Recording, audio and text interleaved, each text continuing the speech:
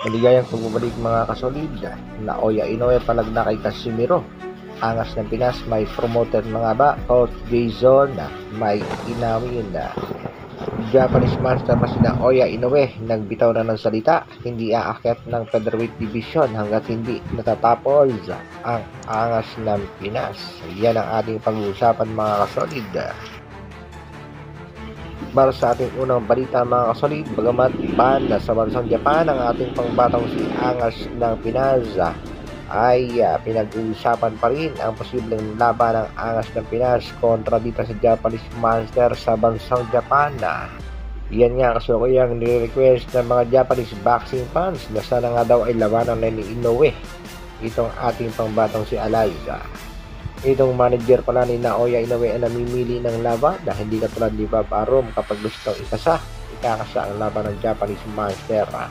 Nagbigay na rin ng pahayag itong Japanese Master at sinabi nga hindi aakyat ng featherweight division hanggat hindi natatapos ang laban kina Tapales, Nery at Casimiro.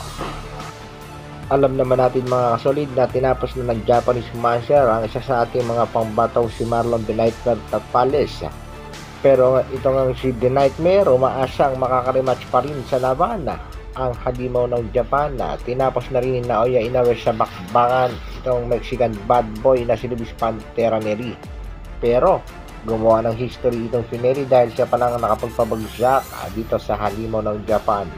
At sa tatlong nabanggit na pangalan, ang Angas ng Pinas na lamang ang hindi pa nakakalaban nitong si Naoya Inoue. At pag matapos nga ang 1-year suspension ng ating mamatong si Angas ng Pinas, posibleng sa bansang Japan ulit ang laban nitong si Jandel Casimiro.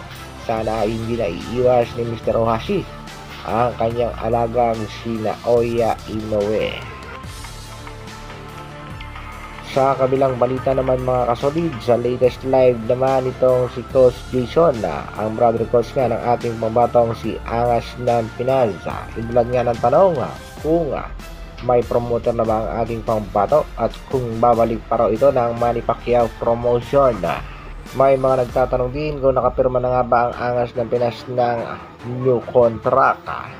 Isa lang ang naging kasagutan dyan ni Coach Jason. Ayon nga kay Coach Jason Casimiro, wala pa nga daw siya kasalukuyang promoter ang ating pangbatong si Jandel Casimiro. Pero for sure, tuloy na tuloy at may laban ng ating pangbato. Kasalukuyan nga daw, niluluto na. Pakinggan natin mga kasolida, naging pahayag ni Coach Jason Kuya Lods Casimiro. Wala po kami promoter guys, wala pa. Pero mind games nga nitong si Coach Jason, wala nga daw silang promoter pero may laban. Ano sa palagay niyo mga kasolid? Wala tayong promotion pero wala tayong promoter pero may laban tayo. Yan yung ano ninyo. Sana nga lamang ay matuloy na rin ang bakbakan sa pagitan ni Naoya Inoue kontra nga dito kay Cuadro Alas, Jandel Casimiro, dahil itong labang ito ang hinihintay ng nakararaming Pinoy boxing fans maging mga Japanese boxing fans. Ano sa palagay niyo mga kasolid? May chance kaya makaharapan ng Angas ng Pinas ang tinagariang halimaw ng Japan? Hanggang dito na lang muna mga kasolid. Maraming salamat sa patuloy na pagsuporta at panonood. Isang like naman dyan at sa mga bago, subscribe na rin ang ating video. Mabuhay bro!